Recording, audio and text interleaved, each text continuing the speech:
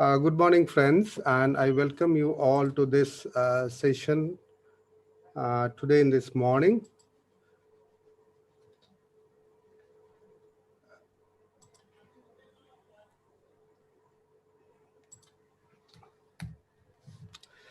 The session is Failure is Constructive, and let's recognize and overcome the common mistakes that we do in phacoemulsification. Basically, it's the presenters will demonstrate the mistakes during their early phaco days and reveal steps to overcome the mistakes. It will benefit budding ophthalmologists who are struggling to be good phacosurgeons, and the important steps like incision, Rhexis, unstable anterior chamber, small pupil, and posterior polar cataracts will be touched upon. We have two very dynamic, energetic, and good young phacosurgeons today who have completed their phaco surgery experience of about 3 years, and 3 senior surgeons to cover the topic. Our team today is comprised of Dr. Rudra Prasad Ghosh, who is going to talk on pulse to perfect incision. Dr. Shibashis Das will talk about the tips to near femtophaco. Dr. Sudipta Mitra will talk about the tips to manage unstable anterior chamber. Dr. Siddhartha Bose, who is unfortunately not here, he has given me the video. I'll play the video for him with a voiceover. We'll talk about basic tips to manage small people, and I'll talk about planning and execution of a PPC case. So to introduce our speakers, Dr. Rudra Prasad Ghosh has been practicing in the field of phaco, refractive, glaucoma, and corneal surgery for the last 20 years. After his PG in 2001, he has qualified for FRCS from the Royal College of Physicians and Surgeons, Glasgow, as well as Royal College of Surgeons, Edinburgh. He did his ICO fellowship in glaucoma from Regensburg University, Germany in 2006. He is presently the assistant professor in the West Bengal Medical Education Service. We have Dr. Shibashis Das, a young, energetic MS gold medalist surgeon who is a consultant at Sankarajyoti Eye Institute, and he specializes in cataract, refractive, and medical retina. We have Dr. Sudipta Mitra, who has done his MS from CH Nagri Eye Hospital, Ahmedabad, followed by fellowship in ophthalmology in Shankar Netralaya from Shankar Netralaya, Chennai. He is the present senior consultant at AMRI, a leading hospital in Calcutta, Silver Line Eye Hospital, and the founder director of RMI Foundation at Chinsura, where I normally practice. She's a very experienced and skilled phaco surgeon, LASIK, as well as FLAC surgeon. She's the executive committee member of OSWB.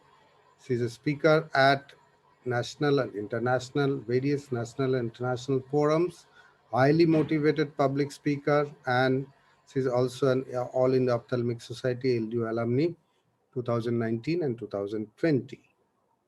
So now I'll call upon Dr. Rudra Prasad Ghosh to start his presentation. Dr. Rudra, are you ready? You can share your thank you, Dr. Arup Bose. Yeah. You can share your screen now. Yeah, I'm sharing.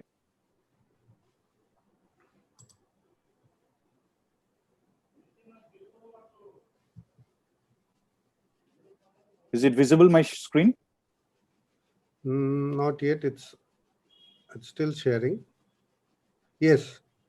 Make it full screen, please. It's visible, huh? Yeah, I'm making it full screen.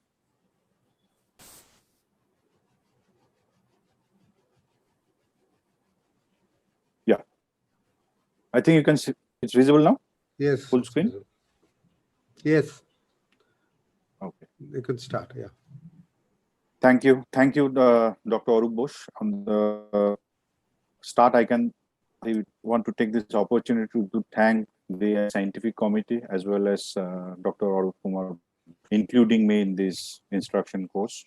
So my topic is calls for wound construction in cataract surgery. I have nothing to disclose financially. Now, cataract surgery today is a refractive surgery. It should be emmetropic by proper biometry and a very proper and calculated wound construction. Now, to start with, I am making some basic knowledges here. I want to present some basics here. What is astigmatism? It's with the rule, it against the rule, and it oblique. What is with the rule astigmatism? This is when the vertical meridian is steepest. And against the rule, this is when the horizontal meridian is steepest. And oblique, this is when the steepest curve lies between 120 and 150 degrees and between 30 and 60 degrees. Now, WTR, or with the rule astigmatism. When the greatest refractive power is within 30 degrees of the vertical meridian, that is between 60 and 120 meridians.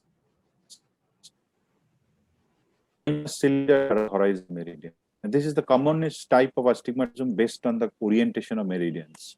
ATR, or against the rule astigmatism, when the greatest refractive power is within 30 degrees of the horizontal meridian, that is 30 and 150 degrees. Minus cylindrical axis is around the vertical meridian in these cases. Now, the basic surgical anatomy of the limbus is very important. It is having three borders: anterior limbal border, mid limbal border, and posterior limbal border. These three borders makes two zones. One is blue zone, another is blue limbal zone, and another is white limbal zone. This blue zone, white zone is very important in making for some of the states. One is number two is position, number shape, and number four is now anatomical effect of a surgical incision. Even to flattening of a surgical meridian, longer incision causes greater flattening and closer apex causes greater flattening. Now, in this video, I'll show you a steep axis incision where the axis is determined pre-operative with a image guided system. We have delineated the steepest axis and we'll give incision according to markings. As you can see, the marks for side ports, and this is the site for our main incision.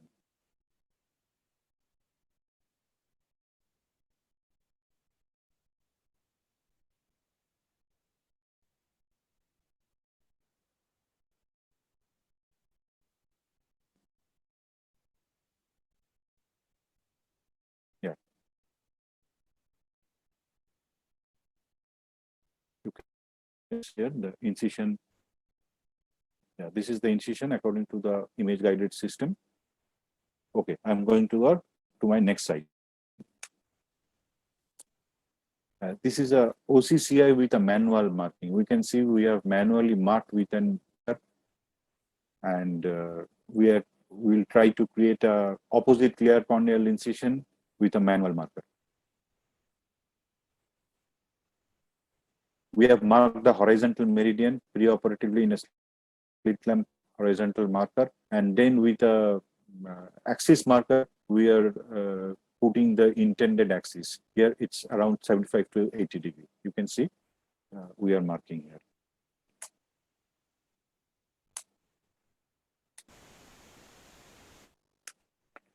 Now, classification of incision: site, position, shape, and size. Sites, the most common is now temporal. Why temporal? It's easy to access. Distance between the periphery to the visual axis is more. No role of brittle suture. It's having a better red reflex. It prevents pooling of blood. Better results in terms of astigmatism and minimizes the effects of Bell's phenomenon. Whereas suture has some advantage if you go for a sclerocorneal tunnel, and sometimes it reduces the with the rule astigmatism. Now, positions are mainly three. It can be a scleral, it can be limbal, and it can be a corneal incision.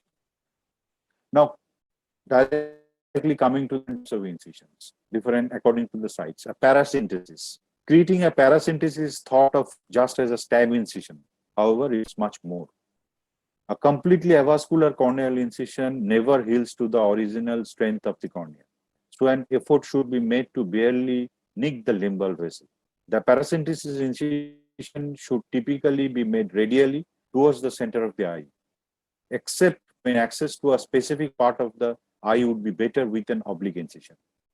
The paracentesis should be approximately 60° to 90° from the main phaco incision to facilitate intraocular bimanual techniques. This is very important. Now, you can see complication for a side port. You can see we inadvertent slipping of this paracentesis knife or the MVR here. It has punctured the anterior capsule. So we have to be careful. Now, paracentesis incision should have specific characteristics, which I have depicted in the schematic diagram A in its good form. What's a good form? It's, as you can see from this diagram, you can see it's 60 to 90° from the main incision, barely nicks a limbal vessel, and it should be radially placed. The roof and floor of the phaco incision should be symmetric and approximately even to ensure the best sealing. An incision with good form is seen as a square when viewed through the surgical microscope. A common mistake in incision construction is to have a shallow roof and then abruptly change the angle of the blade downwards to enter the anterior chamber. This results in an asymmetric incision with a thicker floor than the roof, and it appears as a chevron sign when seen through the operating microscope. You can see in the figure B, as I have described in the previous slide. This is a chevron sign if we view from the microscope, and this is an incision of good form. Now, incision dimensions. The dimensions of the incision, both width and tunnel length, are important for its function. A wide incision allows too much egress of fluid, which can make the outflow higher than the fluid inflow, leading to surge and an increased risk of posterior capsule rupture during surgery. Making the incision radial with a straight in, straight out approach creates an incision with exactly the same as the blade. If the blade enters the eye from an oblique angle with a different in and out path, the incision will be wider and the blade that prone to leak. In this video, you can see the problem I described in the last, and you can see what is the result. When I introduce the phaco inside, you can see that the wound is leaking. You can see the wound is leaking. So, and making the surgery difficult, making surges and all complications with shallowing of the AC, so that should be avoided.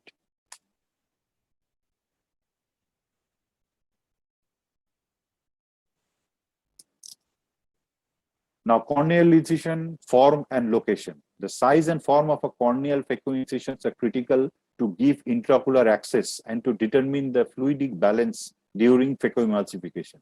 Like the paracentesis, the main corneal incision should barely nick limbal vessels to ensure long-term sealing. The incision should be made further from the visual axis to be more astigmatically neutral. Incisions that encroach upon the visual axis can induce larger degree of astigmatism.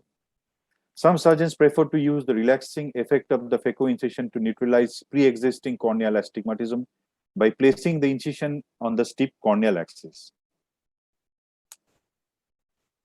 Now, as long as the incision is balanced, a single, a dual, or a three-plane corneal incision can be successful. The Langermann hinge incision that I have depicted here in the schematic diagram number D may be more resistant to external forces applied to the globe.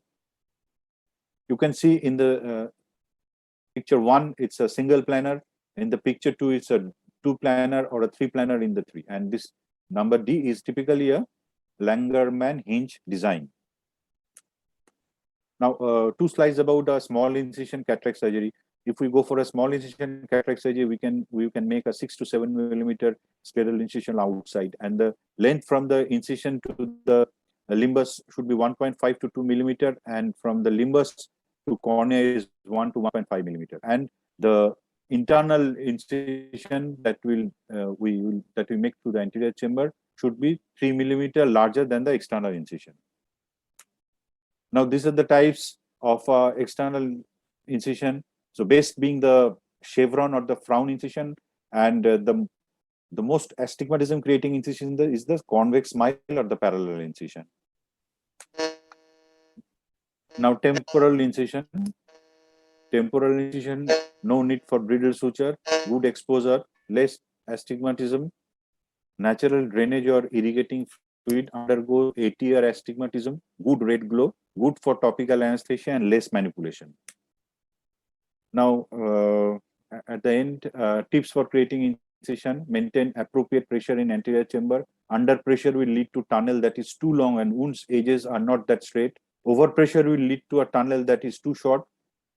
Fixate the eye by grasping the conjunctiva at the limbus with forceps. Make a shallow straight groove incision in the clear cornea as large as the width of.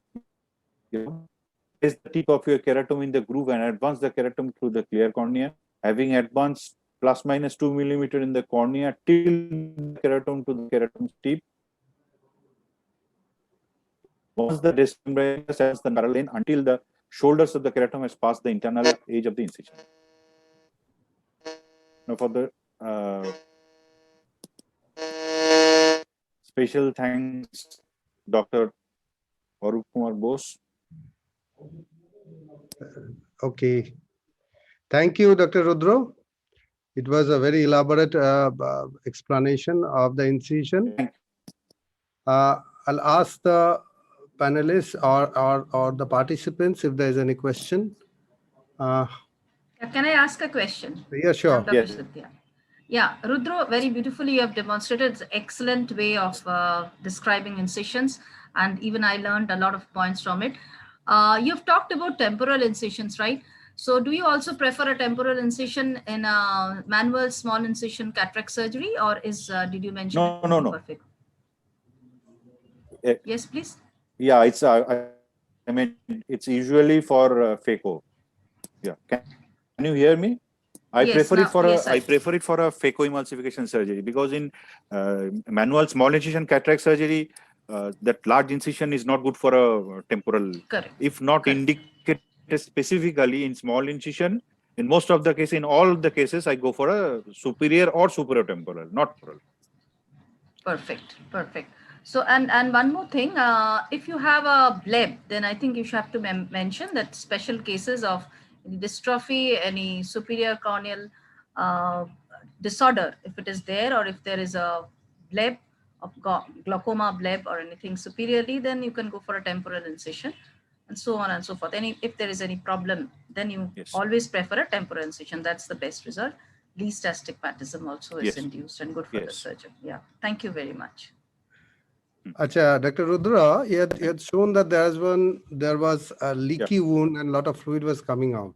So what was your next step? What you have done to take care of a case like this?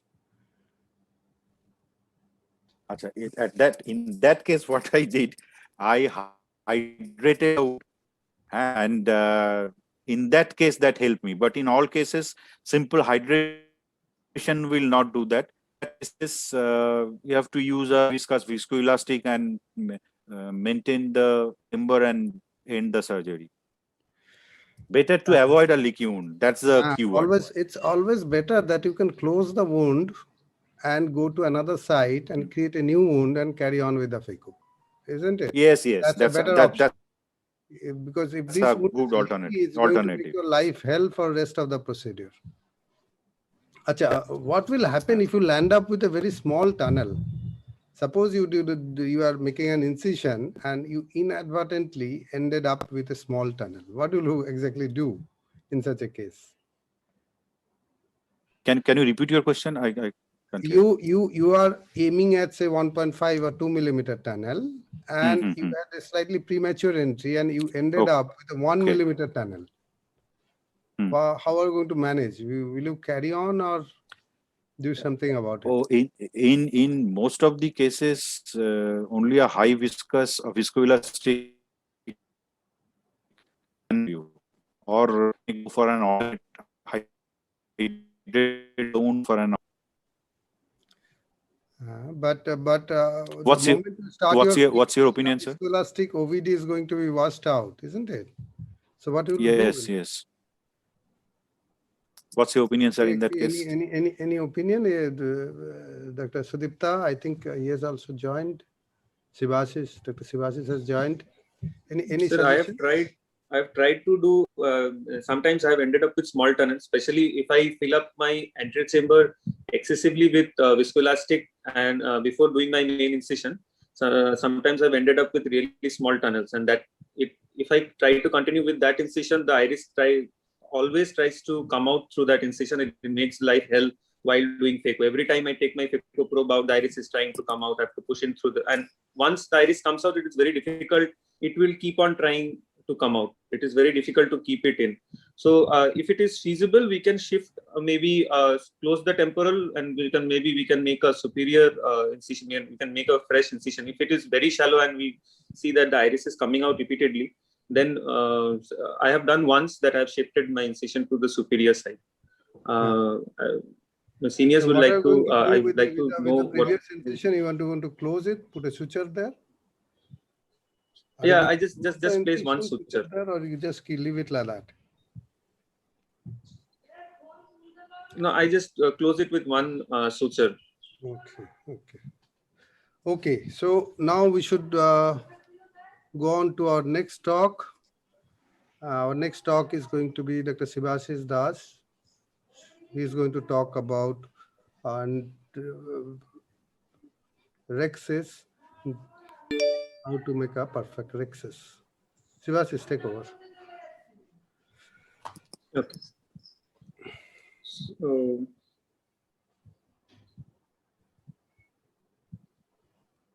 is my presentation visible, sir? It's visible.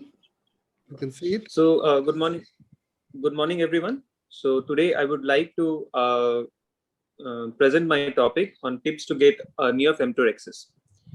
So what is the topic? What is this near femtorexis?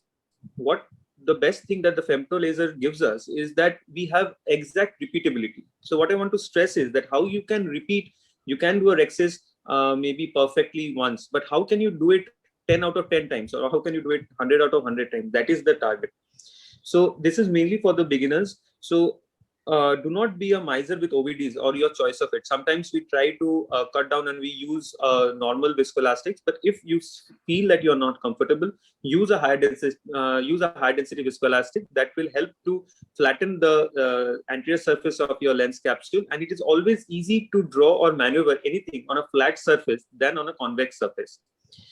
The beginner surgeons, what they tend to do is they tend to press the lower lip without not being conscious, and this tends to leak some viscoelastic out. So do not be conscious, do not press the lower lip much, try to hinge on the upper lip and do your Rhexis. Do not try to go blind. Do not try to go do the Rhexis under your iris, or whenever you are not comfortable or the eye is not centered or you do not have a clear view of the capsule. Be comfortable. If you can visualize the lens capsule well, then only continue with your Rhexis. Everyone has a different comfort zone. Like some people are comfortable with cystitome, some people are comfortable with Rhexis forceps. So try to find your comfort zone and try to perfect that. Do not try to try many types of techniques. If you are comfortable with a particular technique, repeat it. The more you repeat it, the more you are doing a single procedure many times, you will be better at it. To start with the Rhexis, what I personally do is I begin with a cystitome through the main incision. I raise a flap with the intended radius. If I find the capsular flap is not moving as I want it to, then I use a Rhexis forceps. As a Rhexis forceps gives me a better control. and I decide on the size of the Rhexis depending upon the nuclear size. Because if I have a very dense grade 4, grade 5 nucleus, I will not try to do a 4.5 or 5 millimeter Rhexis. I'll try to aim for a bigger Rhexis that will help me to finish off the surgery in a better way. So this is just the basics of physics. We have the tearing and the shearing force while doing the Rhexis. So let's look into some practical scenarios. A proper visualization is very essential. I would like to suggest the younger surgeons to stay in the anterior capsule. It will take about maybe 15 seconds or 20 seconds to stay in your anterior capsule, but it is worth it. You can visualize the anterior capsule better than depending upon the red fundal loop. You always keep your eyes centered. The patient might move his eyes a little. He might not fixate on the light. So use your second hand instrument to fixate the eye in a particular place. Then only you can continue with your Rhexis. I use a Rhexis marker routinely in all my cases. If the pupil is mid-dilated, then I use the pupil as the reference. So here is a video where I have used the Rhexis marker as a reference. Here we can see we have the Rhexis marker marked on the cornea. This I do routinely in all my cases, even not in the premium cases. If the patient is not even a high-paying case, the patient is not a multifocal or a toric or something like that. Even in these simple cases, normal cases also, I routinely use a Rhexis marker. So nothing, it does not cost me much because it is not a disposable thing. So I use it in all my cases, and it helps to give me a good reference of what size Rhexis I want to do. And I can give a proper size Rhexis every time I do a surgery. So sometimes if the pupil is not fully dilated, then I use the pupillary margin as my reference for Rhexis. Here, it was a case of toric lens, and I do not have a fully dilated pupil. So this was the maximum amount of dilatation that I could find. So here I use the pupillary margin as my reference for doing my Rhexis. Never in these cases try to go blind or do a Rhexis that is larger than your pupillary margin size. If you see that your pupillary margin is not enough, it is even smaller, always use a pupillary expander. You may use hooks, you may use BHEX ring or any other expander, but do not try to go blind and do your Rhexis underneath the iris slightly also if it is not visible, because it will not be good. If the Rhexis runs away, you will not be able to know what has gone wrong. In cases of white cataracts, I always suggest to go for a two-step Rhexis. In this case, we'll show first do a smaller Rhexis, which helps to, and then debulk the lens and the nuclear, the cortical matter, which will help to reduce the intralenticular pressure, and then we can have a much more controlled traction over the Rhexis while we are doing it. I do it with the irrigation aspiration, or sometimes I do with a phaco probe also. I take out the cortex as well as I debulk the nucleus also slightly. So it helps me to continue with my Rhexis in a better way when I'm doing the second stage of my Rhexis. Here I have removed the portions of the nucleus to some extent with my phaco probe. Now, after that, I'll make a small snip in the anterior capsule. And then in the second stage, I always use a Rhexis forceps, because Rhexis forceps in the second stage gives a better control.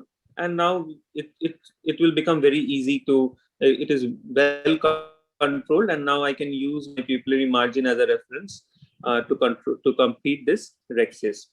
So everyone wants happiness, but no one wants pain. But you cannot have a rainbow without little rain. So what are some red flag situations where you may go, your Rhexis may go wrong?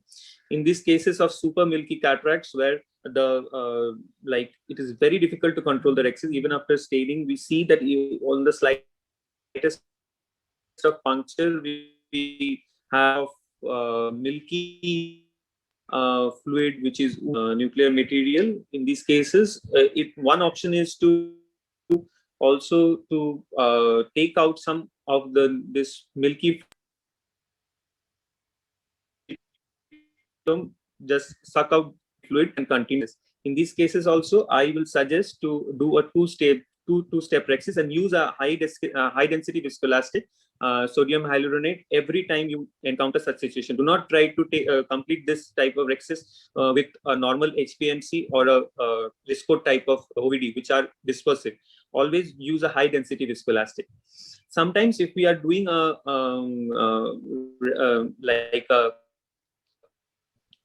spiral kind of Rhexis, sometimes we tend to find that we end up with a long capsular tag.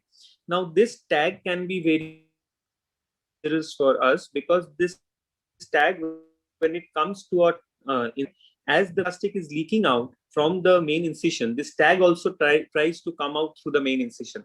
Now this can be very you are doing a perfectly good Rhexis. Now if this tag leaks out through your main incision, it will cause a traction on the Rhexis margin here, and it will cause your perfectly well controlled Rhexis to go out.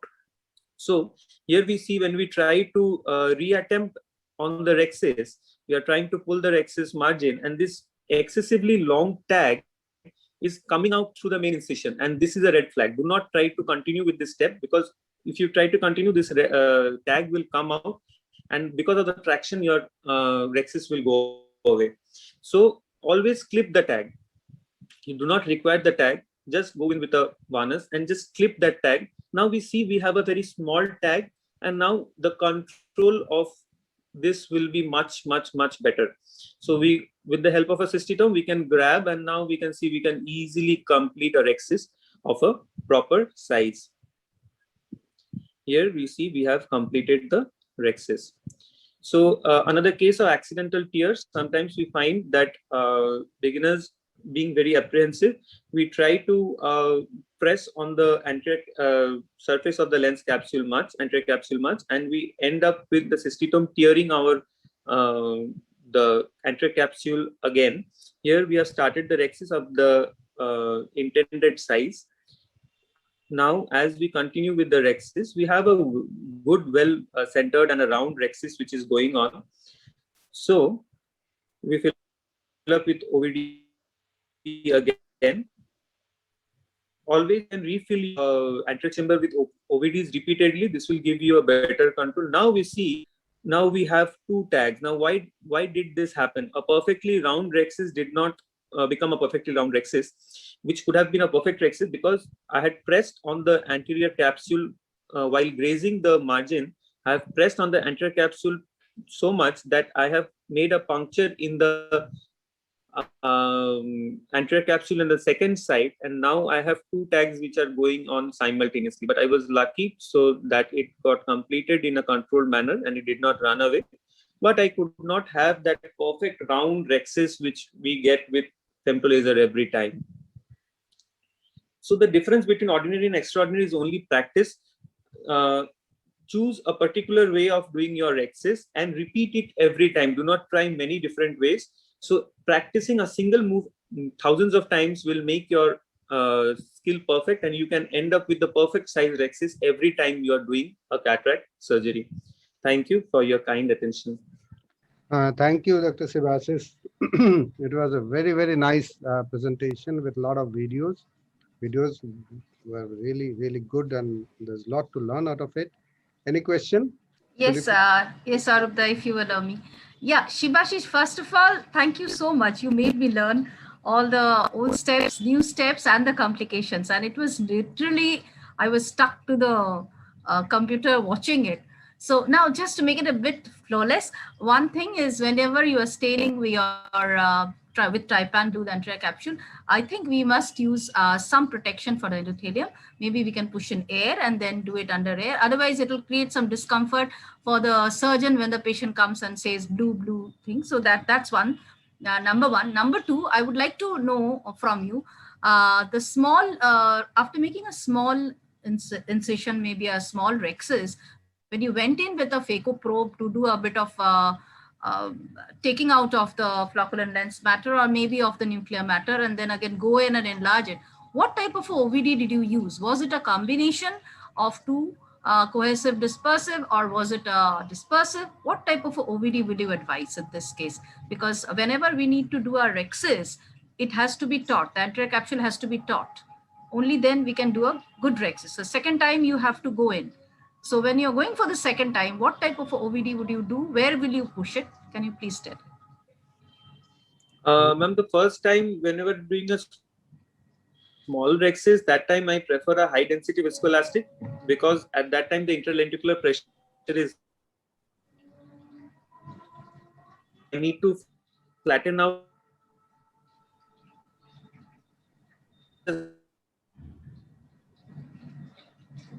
It seems Shivashi's does not access. I use density viscoelastic on Paul's nucleus as much as possible, and I have removed the cortical matter. So the second time I usually go with my regular viscoelastic, or maybe if I find I can go with, I also sometimes go with viscoelastic like this Biscote, which has sodium hyaluronate and chondroitin sulfate in it. So second time I usually don't go for a high density viscoelastic, and I always try to push the viscoelastic away from the Rhexis so that it does not go inside the nuclear bag much. So it is just on the anterior chamber, and it's pressing down on the anterior capsule as much as possible. Excellent explanation. Yeah, Thank you, Shivashish. Yeah, I have a question, if the chairman allows. Yeah, actually, Shivashish, I want to know from you, whether do you prefer a only dispersive viscoelastic or either a cohesive viscoelastic or a dispersive cohesive viscoelastic in case of a hypermature cataract? So it depends. If the hypermature, if I see that the hypermature cataract does not have a very hard nucleus, I usually go for a normal. I am asking specifically about the Rhexis part. Rhexis part, the first step, I yes. go for pure sodium hyaluronate, like Helon GV or something like that, although I do not have any financial interest. Any company's good quality sodium hyaluronate, which is like 1.4% or 1.6, which will give me a very deep anterior chamber. And on the second step, I usually do not worry much, because I have already reduced the interlenticular pressure. So sometimes I go with normal or HPMC also. So it gives me as good control, because at that time it becomes like a regular Rhexis, the second stage. Yes, in this point, I want to add something. If we have that part chondroitin sulfate type of viscoelastics or OVDs during Rhexis, there is tough in moving the cystitome. So that's why I always prefer a viscoelastic which is not having a chondroitin sulfate.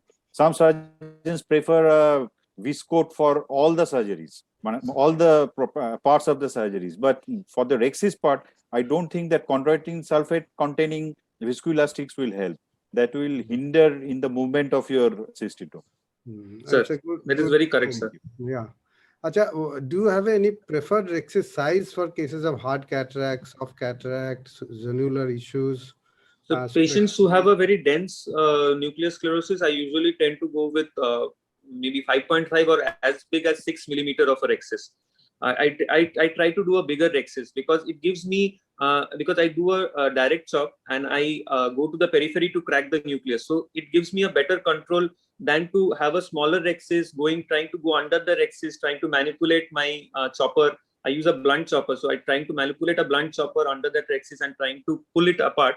So I think a bigger Rhexis gives me a better control to move in my chopper to the equator and to pull it towards the center. Okay.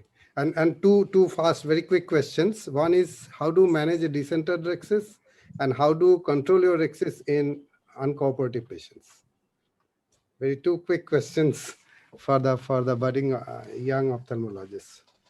Sir, as a beginner for uncooperative patients, my first go-to is, if I find that the patient is not cooperative, I straight away go for a peribulbar block. If at the beginning of my surgery, if I find that the patient is very uncooperative, and I know that he will make my... Sir? Which one would you prefer at that point? Peribulbar, sir. I go for peribulbar, straight away peribulbar block. Yeah. Because these patients, I have seen, sir, that if they are not letting me do my Rhexis properly, they will make my life hell while doing phaco. And if it is a hard cataract, they will be apprehensive, they'll move their eyes, they'll move their head, and they'll do whatever. So it's better, I always go for a peribulbar block, give a block. It makes me much more comfortable also, so that I can complete the surgery. Because I've seen patients get annoyed while giving the perivulvar block, but they get more annoyed if I do not give them a good vision on the next day. So I think if they are seeing good on this next day, they tolerate the perivulvar block. And about decentered Rhexis, you ended up with a decentered Rhexis? Sir, yes, sir. I have ended up with a decentered Rhexis, but in those cases, I haven't tried much because I do not have that much of experience. So I haven't tried much to try to make another nick or make a centered Rhexis again. So I haven't. Any suggestion, Dr. Sudipta? Yeah, decentered Rhexis always does not create problems if we can manage the turbulence, and if it is not too peripheral, then we can slightly enlarge, like the way you did, Shibashish. You have not tried, but the way you already did, you put a small nick and you enlarge the Rhexis when it was small. So we can slightly enlarge as long as it is 5 millimeter Rhexis. We can make it 5.5 and just make it in the center.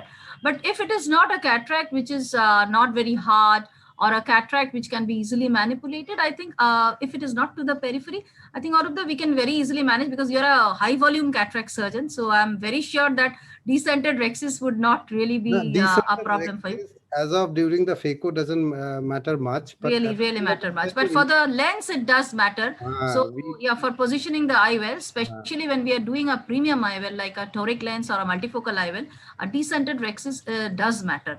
And so in these cases, certain things I do, if the phaco goes on well, it's fine. Even we can do it after putting the lens also. Yes. Once you ask the patient to look to the light, center your IOL, and then looking at that, you can do another nick in the capsule margin and do a bit of Rhexis and center it. So that later on you might end up with a phimosis or any decentration of the IOL. That can be prevented. So that can be a step we can do later on. Yeah, that's a good suggestion. You'll have to make it either big or small, but not decentered for a good centration of the lens. Okay, now I think we are taking too much of time in questioning. Maybe for the next talk on tips to manage an unstable anterior chamber, I'll call upon Dr. Sudipta Mitra, very experienced phaco surgeon. She will highlight her views on this topic. Thank you at the outset. Thank you, Dr. Arup Kumar Bose, sir, for allowing me to speak in this session. And thank you, AIOC, and especially Scientific Committee, for having me here. It is really an enjoyable conference, although virtual. So now the topic on which I am going to talk today is tips to manage an unstable anterior chamber. I don't have any financial interest in anything that I'm going to show today. Now, after cataract surgery, sometimes we may have PVD, and this really creates discomfort for the surgeon, especially a surgical trauma-induced PVD. And we all know destabilization of the vitreoretinal interface is there when there is an anterior chamber collapse. Especially an unstable anterior chamber is a big intraoperative hurdle for any cataract surgeon. So we have to adopt some strategies which have been developing over the years.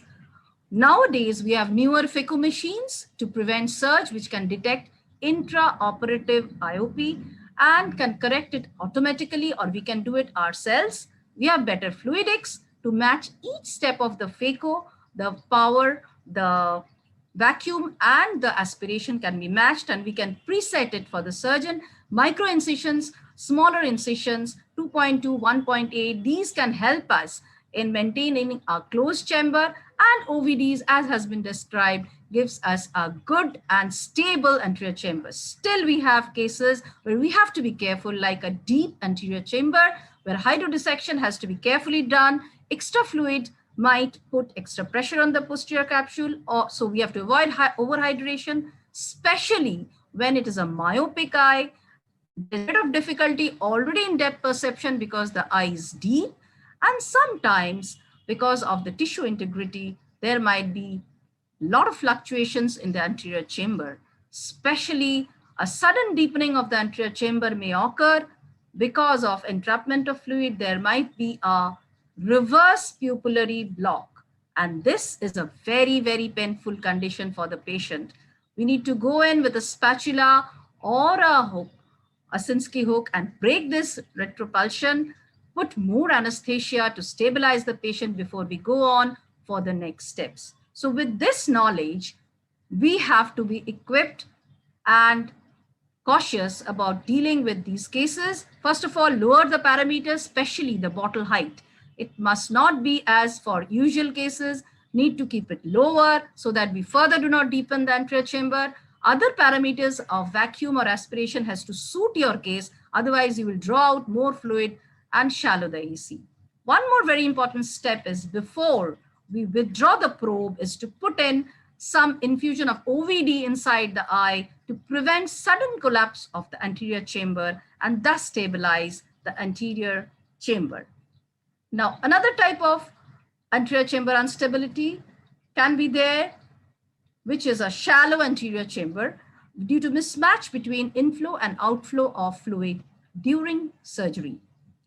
And the causes might be a leak from the paracentesis or main incision, Dr. Rudra has told very well, and high flow settings on the phaco machine, which may pull out extra fluid from the anterior chamber. Or less amount of fluid might get in because of the inadequate bottle height or the entry wound pressing on the sleeve of the phaco.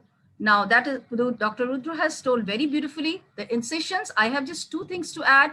Use good blades, not ragged incisions. And for the side ports, which get stretched a little, just stop ahead the broadest part so that it can enlarge during the process of phaco. Sometimes there is positive pressure buildup which shallows the anterior chamber, which might be due to tight speculum, fluid misdirection, or suprachoroidal hemorrhage or effusion. So I'll be dealing with a case like this, which looked absolutely normal on start with a normal AC until we went in and pushed in a bit of OVD after staining the capsule. And there you are, the pupil starts speaking until the iris comes out. And this is a case of intraoperative hard eye. After repositing the iris and going in through the main incisions, we still cannot manage. And then is the time when we should sit back, keep our calm, and think what we should do. So here it might be the speculum. So reduce the external pressure, loosen the speculum. It might be a fluid misdirection, too much of OVD I've pushed in. So massage a bit. If all fails, then think of giving IV mannitol or pars plana vitrectomy vitreous tapping to reduce the IOP if by IO we find the fundus is not having suprachoroidal effusion or hemorrhage. And then as the AC deepens, we go in for the surgery or postpone it as required. There might be a shallow anterior chamber due to IFIS or intraoperative floppy iris syndrome, where again, there is an unstable anterior chamber, although the IOP is normal. Here, as we go in, the instruments go and hit the iris, the pupillary margin, and the inside part of the eye, the tissues get traumatized. So again, we have to take some other steps. And this is usually seen with patients receiving antiprosthetic medications like tamsulosin. IFIS is very common. Here we used a pupil expander. Not just to expand the pupil here, but to stabilize the anterior chamber by avoiding that floppiness in the iris and stabilizing it. So we have to remember not to pull these hooks too much. Otherwise, the pupil will get overstretched and the atonic. Use a glider or a repositor to glide the phaco probe over it in these type of pupils which are floppy, and avoid much turbulence. Here you can see that one hook has got destabilized.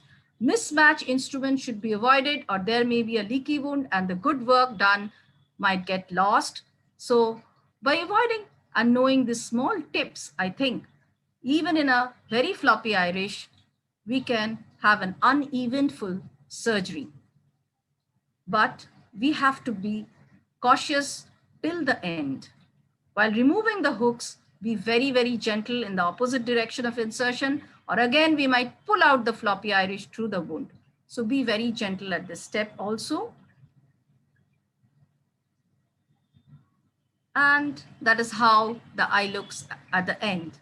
There are some other pupil expanders which might be used, which are very helpful in a shallow anterior chamber like BHEX, which wriggles inside a shallow AC without actually damaging any of the tissues. And thank you, Dr. Bhattacharya, for discovering this. So to sum up, we have to plan pre-operatively. Judge the case at the outset. If it is a uveitis case, a poorly controlled glaucoma, IFIS may happen. So we have to judge if it is a myopic. So you have to put the settings properly and then plan accordingly. During surgery, control the fluidics either by the machine automatically or we do it manually. Avoid too much of turbulence, and to minimize the trauma to the tissues, don't go in and out again and again. So remembering all this, unstable AC is not an issue at all. And thank you very much for patient hearing.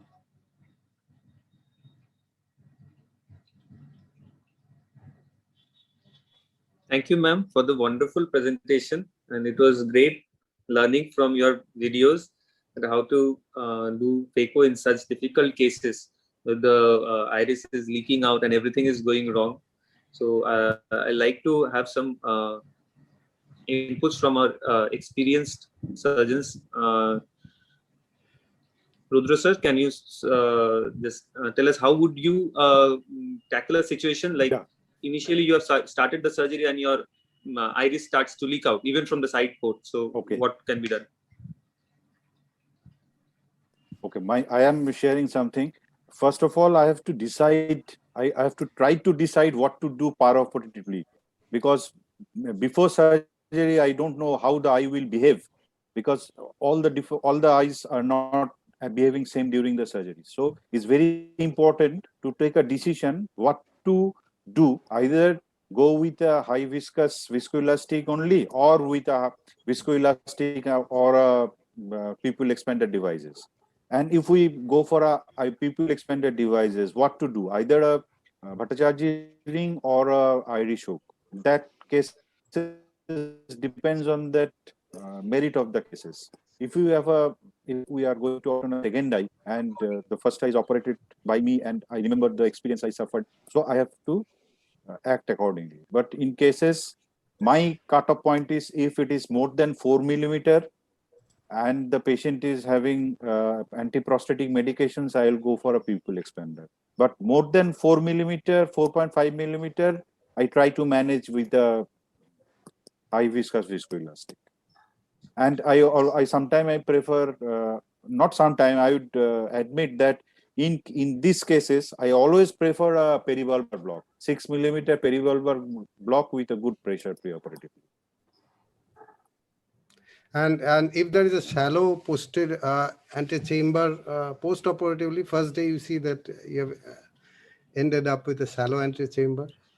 That is Sudipta, what will you do? Depends, sir, on what type of a surgery I've done. So if it is an eventful surgery, then I was expecting something. I usually put in a air now with experience, expecting that I would be with a shallow chamber post-operatively. But if it is not that, and I was not expecting, I would prefer to take the patient in the OR again and form the anterior chamber.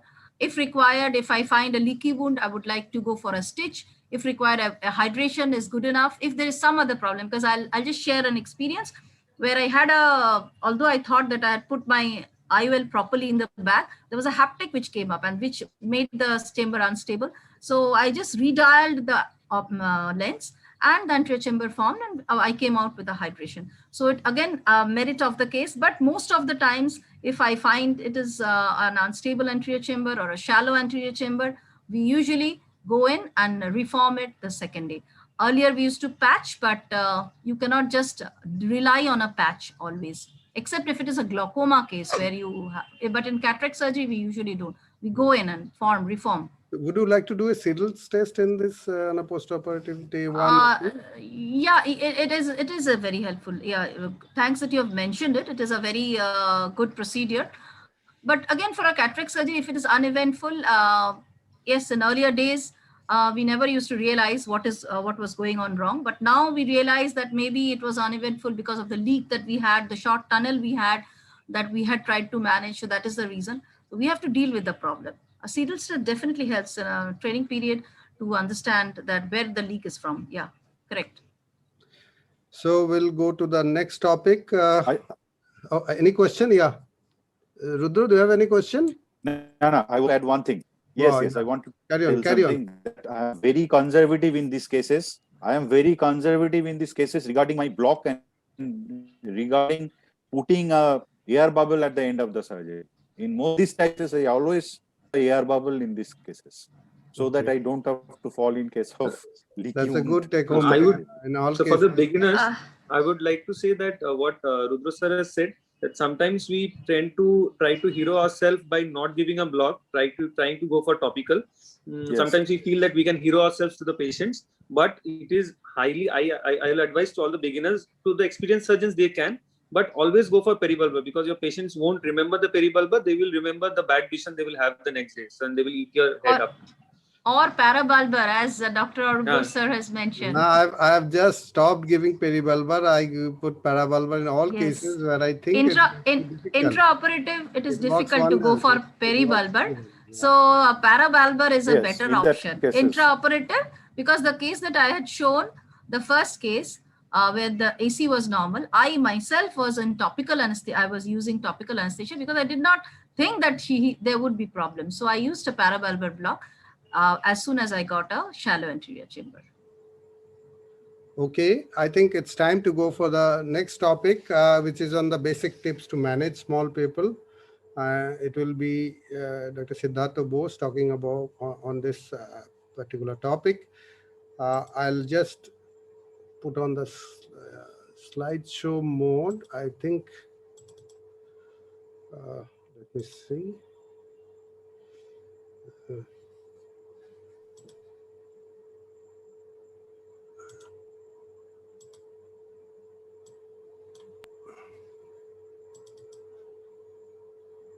Good morning, everyone. Is it audible? Yes, it's audible, but it's not visible yet. Not visible yet? Not yet visible. No, sir, not yet visible, but it's audible. Okay. Now, what is a small pupil? Let me try again to reshare.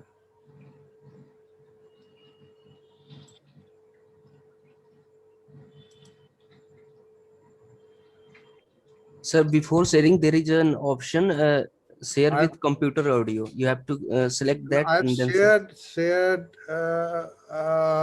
share sound and share optimize the clip. Yes, sir. And now I'm sharing.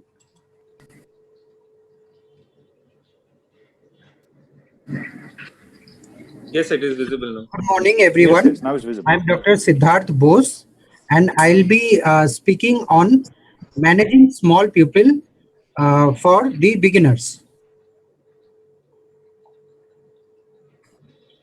Now, what is a small pupil? Is it a 2 millimeter pupil, 3 millimeter pupil, or a 4 millimeter pupil? Actually, the pupil size is relative to the surgeon's skill and technique, to the intraoperative situation and iris tissue properties. Most common mechanisms of small pupil formation are age-related, pseudo-exfoliation syndrome, IFIS, intraoperative floppy iris syndrome, diabetes, and posterior synechiae in cases of uveitis or angle closure glaucoma or previous surgery. Now, the technical challenges that we face with small pupil are reduced red reflex, iris damage or bleeding, iris prolapse, small anterior Rhexis size which can result in anterior capsular damage, post-op capsular phimosis, retained cortical material, and problems in ensuring in the bag IOL placement, and issues with proper alignment of toric IOLs. Now, the stepwise approach that I follow in managing small pupils are first injecting phenylephrine intracamerally. If it doesn't help, then viscodilatation. If that also doesn't help, then posterior synecholysis followed by pupil stretching techniques, and lastly, pupil expansion devices. The pupil expansion devices that are commonly used are iris hooks, the Malignant ring, and the B-hex. Now, the key points for decision making of which device to use during our surgery are whether we are doing phaco or SICS. In SICS, I prefer to do it with iris hooks. Phaco, I preferably use ring. The pupillary diameter, I generally use the BHEX ring, which cannot be used if the pupillary diameter is more than 5 millimeters. And also the biomechanical properties of the iris tissue. If the iris is too rigid, ring does not work well. In that case, iris hooks need to be used. I would like to speak something about the BHEX pupil expander, which was invented by Dr. Shubhen Bhattacharya from Kolkata. It is a very inexpensive tool that Shubhen sir has given us, and I use it widely in my practice. It has six phalanges and 6 notches. 3 of the phalanges go underneath the iris, and 3 of them stay above, and it helps in forming a hexagonal enlarged pupil. The first case is the most basic technique, that is the iris hooks. I use this for my SICS cases. This is an old lady with subluxated lenses. I make 4 extra side ports in order to insert the iris hooks.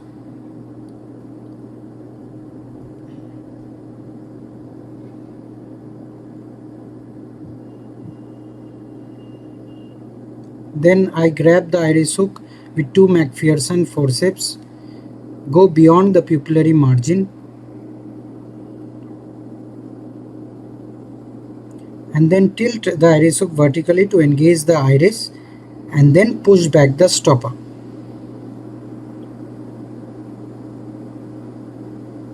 This is the second iris hook. First we need to retract the stopper so that the iris hook can go inside intraocularly. And we put the iris hook in beyond the pupillary margin, tilt it vertically in order to engage the iris, and then push back the stopper. In this case, I'll be inserting 3 iris hooks instead of 4, so that I can prolapse the lens through the 4th corner. See, I'm prolapsing the nucleus through that unused area. Now when I am delivering the nucleus, I realize I am short of space. So here I pull out the obstructing iris hooks. I increase the size of the main incision and repeat the delivery process, and now I am successful. This is another SICS case of mine where I have used 4 iris hooks so that I can complete my Rhexis and hydrodissection properly. This is a large, hard and black cataract, so I need a large Rhexis.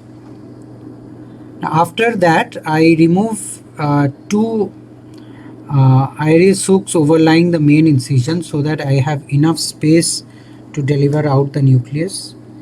Here you can see I am prolapsing the nucleus into the anterior chamber. It's a fairly large one. In cases like these, iris hooks or expansion devices make the surgery relatively easier. So it is always better to use these devices. Nucleus is delivered out. Now for phaco cases, I prefer to use the BHEX pupil expander. I hold the notch of the ring with the 23 gauge BHEX forceps and put it into the anterior chamber. I put viscoelastic underneath the iris. Through the right side port, I grab one of the phalanges, the one with the holes, and put it underneath the iris. We can dial the device using the Sinskey hook.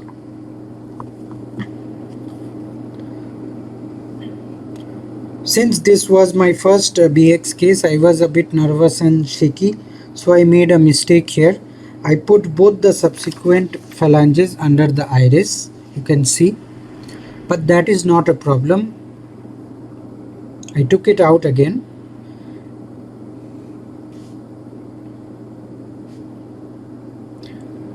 And placed it in the proper position.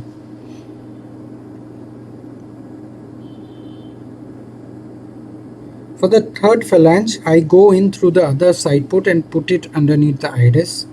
The third one is a bit tricky because it causes a lot of traction on the pupil.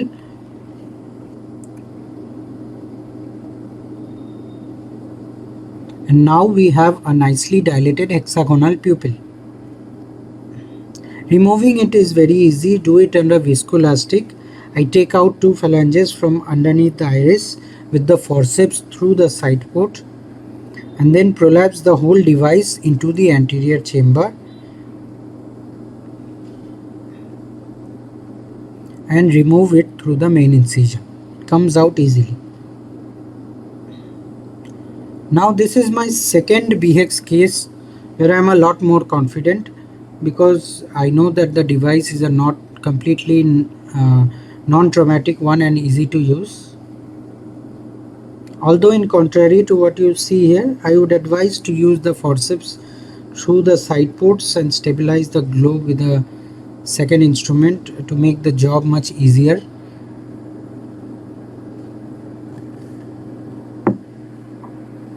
Third phalange is always tricky, but with practice we all can manage to do it.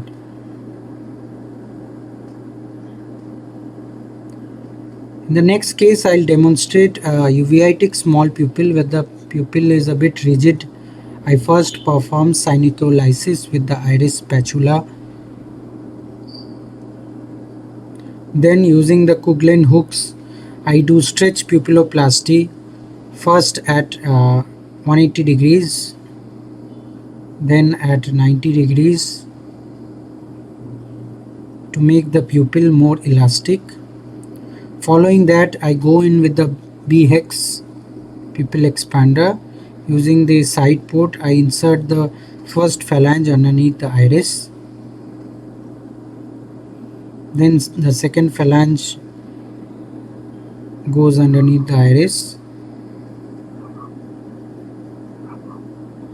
Then I use the other side port for the third phalange. In this, the third one is always a bit tricky in uveitic cases because the pupil is a bit rigid. But with practice, we can all manage to do it.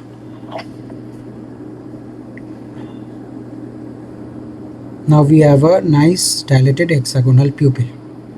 In the next case, I'll demonstrate phaco without the use of any device in an eye with moderately small pupil. Phacodynamics play a very important role in these cases. I have kept the bottle height low at 75 while doing phaco in order to avoid prolapsing of the iris. I am performing phaco mostly below the iris plane to avoid turbulence at the iris level. I give a lot of credit to this particular phaco machine because it has excellent surge management system. As a result, the AC is very stable. Now I am performing the irrigation aspiration at normal bottle height. You can see that the chamber is very stable. If one is uncomfortable with performing phaco with low bottle height, you can always keep the AFR low also, and do a slow phaco.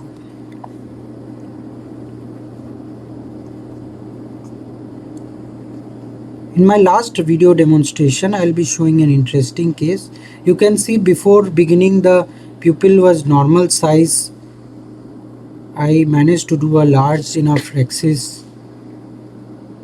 But when I started doing phaco, there was flutter at the pupillary margins and the pupil slowly started reducing in size.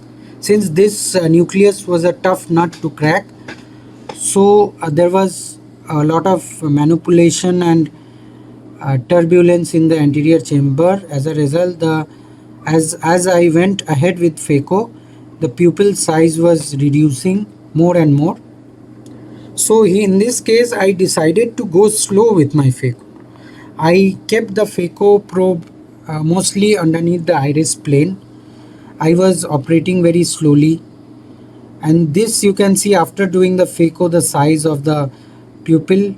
Now while doing the IA, since I cannot visualize all the cortex, I use the irrigation cannula to retract the iris so that I can visualize the cortical matter and remove them one by one. I go slow, I don't rush.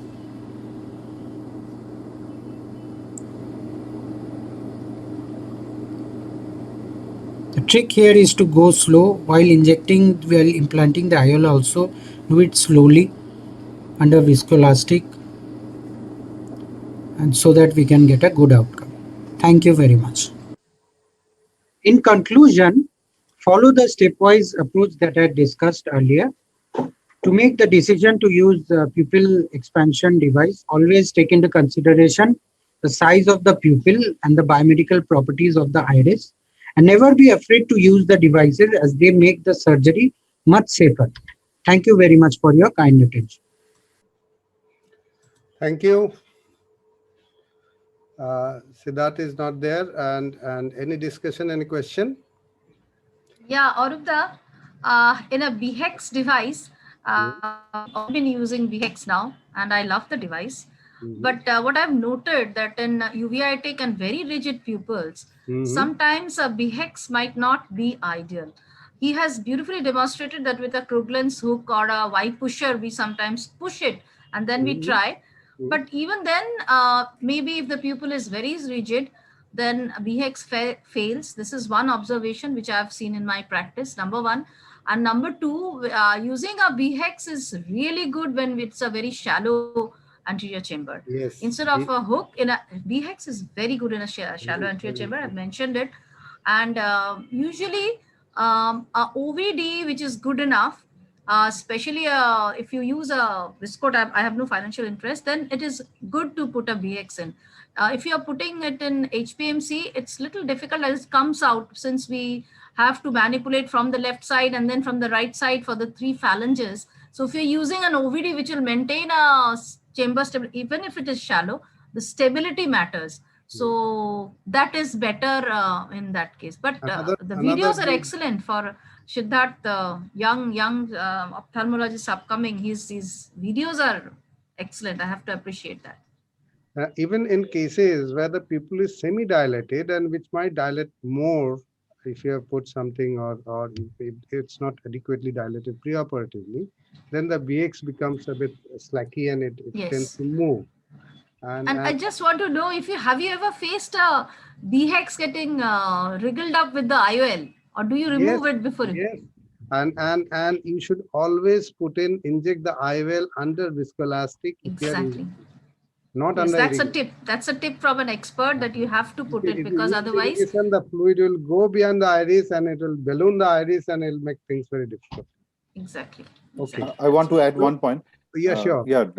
Dr. Bhattacharya himself, he doesn't advocate BHEX in case of rigid pupil, because in rigid pupil, it causes stretching of the dilator pupil and ending up in a dilated pupil post-operatively. So our old that in any case is going to happen. The moment you dilate the pupil, you stretch the pupil, it's going to happen.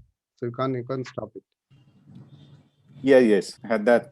It's going to happen. Yes. Okay. So we go to the last case, last presentation. I'm going to present. I had just a question. Okay, sure. Carry on.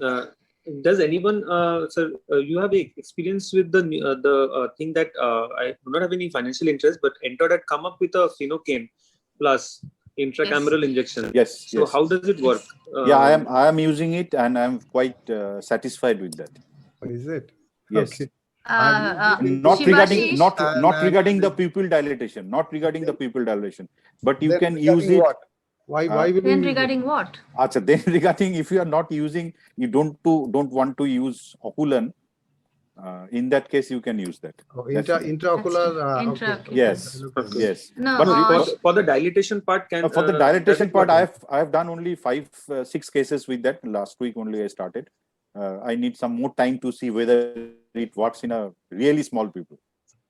Yes, Shivashish, can I add? Arupda, can I add one? Sure. Yeah. I have used few cases. What I have felt that pupils which will dilate with Tropicacil plus or any, again no interest, like normal dilators will dilate well with Phenocaine, but pupils which are not going to dilate otherwise will give difficulty even with Phenocaine. So that you have to judge. that you have to judge before using. Yeah. It's not 100% true. I'm not very happy with phenocane. I've used it in 4-5 cases. Till now, I'm not very convinced about its use. Actually, I haven't used the brand Phenocane. I have used another brand which has come up in the last 7 or 10 days. Okay. I have used it. So we'll go to the last presentation, and I'm going to present. It's on posterior polar cataract, the planning and execution of a case of posterior polar cataract. As you all know, posterior polar cataract is sometimes a challenge, and there are certain features. It's congenital in most of the cases. It can be sporadic. Family history is there, so you need to check the family. It's bilateral. In most of the cases, there's no sex predilection, and the incidence is 3 to 5 per 1,000. And why is PPC so important? The moment you get to see PPC, you think that there's a strong adhesion of the posterior capsule with the weak posterior capsule with the cortex, and there's 26% likelihood for a defective posterior capsule, high rate of intraoperative defect. And one thing you must remember is the risk is more if the patient is a young myope. The risk of PCR is more. And there are basically two types. In 65% of the cases, you'll get to see stationary type, which are quite well defined like this, or there might be onion ring pattern around the central opacity, which is quite well defined, or there are mild, small satellite lesions around it.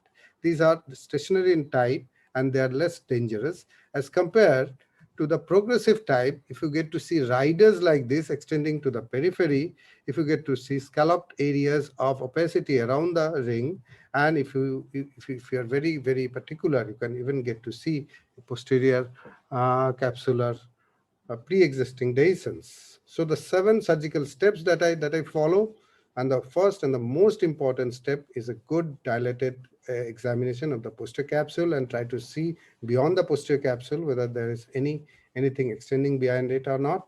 If you have an anti-segment OCT, you can even go for it. It clearly shows the posterior capsule, as you can see in the first one. And if there is a posterior capsular thickening and adhesion, it will show in number C. And if there is a dehiscence, it will show in number as in number D. And even UBM is also very good. If the posterior capsule is intact, it will show like this. And if you get to see a fistal sign like this, you should be cautious that you might end up with a casualty. Anyways, preoperative counseling is very important. I always make it a point to draw things like that and risk of nucleus drop like this, so that I am saved if in the post-operative period, the patient cannot complain to me. The risk of posterior capsular rupture has to be explained. Possibility of nuclear drop has to be explained. You need a relatively long surgical time. Secondary posterior capsular intervention might be required. There might be delayed visual recovery. Pre-existing amblyopia might be there. So all these things are to be discussed with the patient.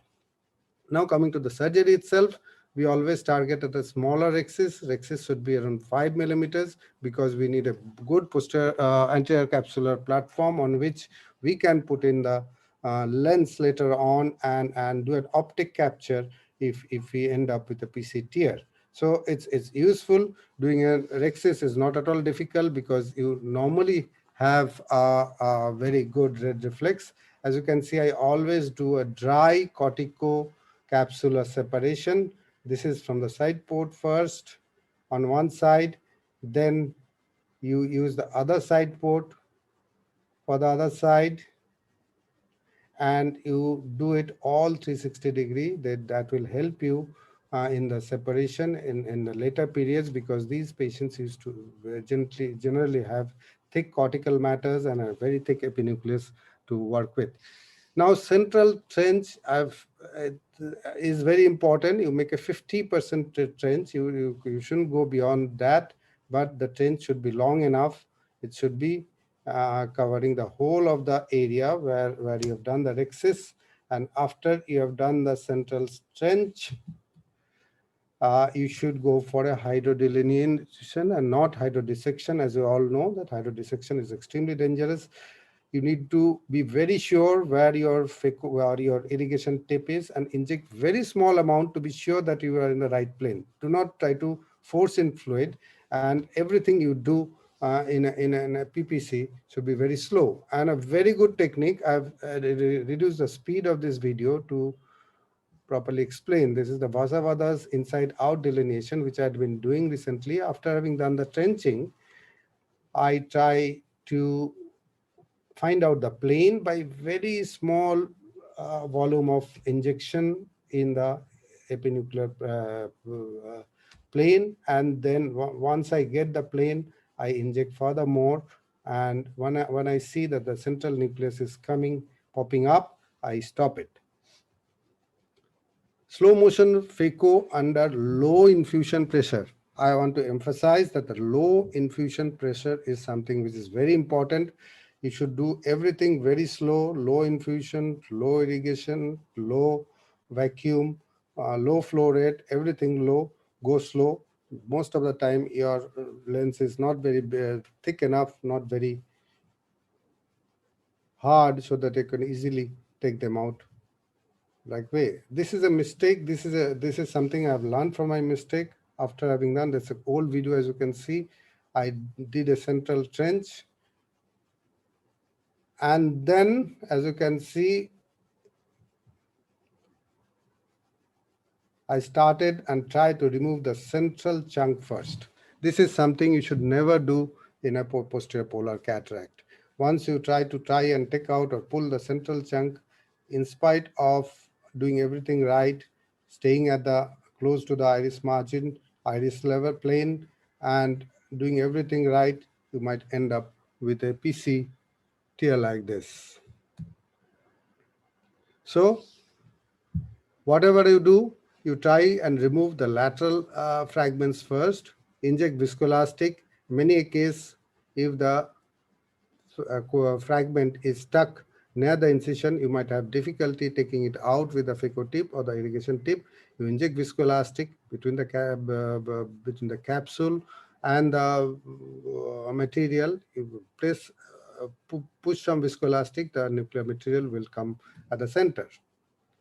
Visco vault is another very important technique and very good technique, which I had been using recently. As you can see, after doing the central debulking, here I'm debulking more. I make a small nick on the side of the nuclear fragment. I try to find out a hole through which I can inject viscoelastic. I inject small amount of dispersive viscoelastic and then a larger amount of HPMC, make a space between the posterior capsule and the nuclear fragment, and then complete my phaco. Even for cortical removal, you should start from the periphery and then come to the center.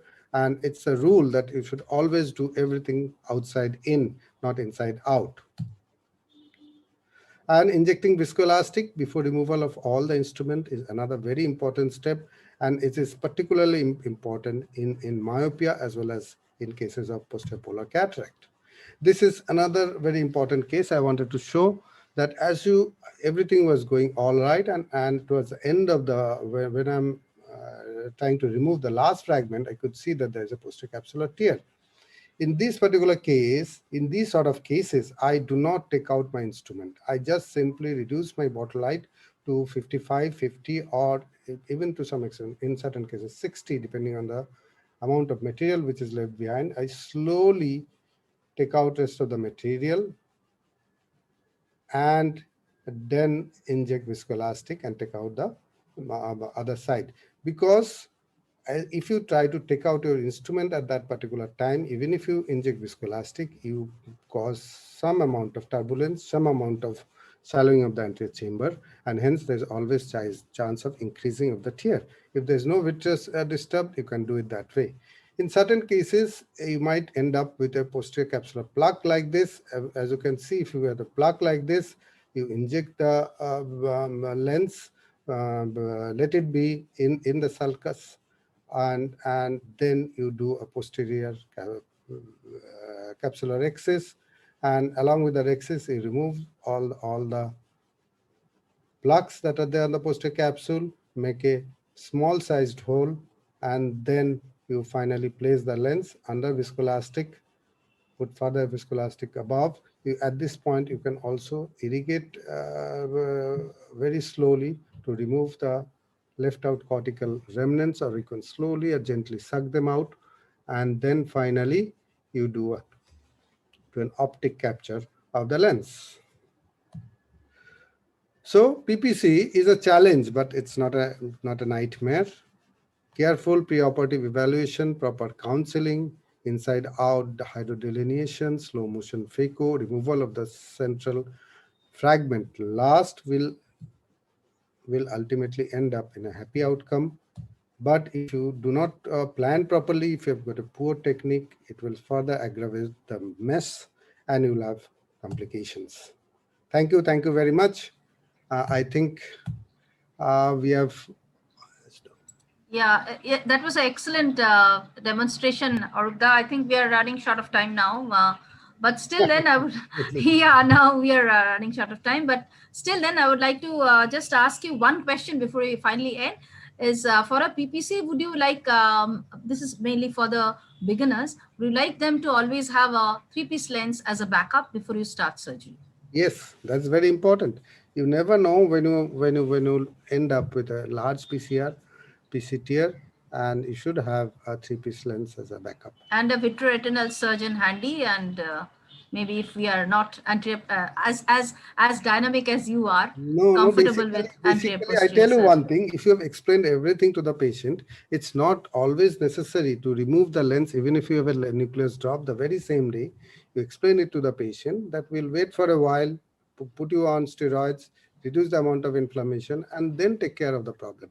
I think you don't need to hurry up. Only thing is counseling the patient, taking good care of the patient, talk to the patient beforehand is more important, and keep things in drawing.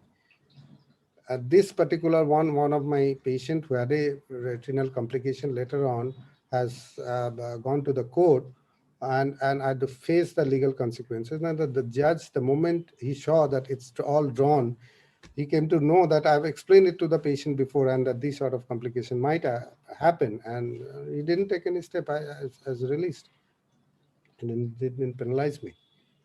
So excellent. I think That's word from an expert. Thank you very much for making us a part of this session. Thank you so much. I thank all the speakers and especially Dr. Arup Kumar Bose. Thank you so much, sir, for conducting it so smoothly. Thank you all the speakers, all the audience, and before we sign off, may we have a picture together? Okay, how we can take it? Ma'am, can you just make it a gallery view so we can have? Yes, please. Yes. And also, my sincere thanks to Ms. Jubi Hassan, our coordinator. Thank you so much, sir. You mostly did the entire job. Please. Yeah, that's better. Thank you so much, all of you. See you in some other session. Thank you, ma'am. Thank you, Shivashish, Rudro, and Arup especially. Thank you. Thank you. Bye and stay safe.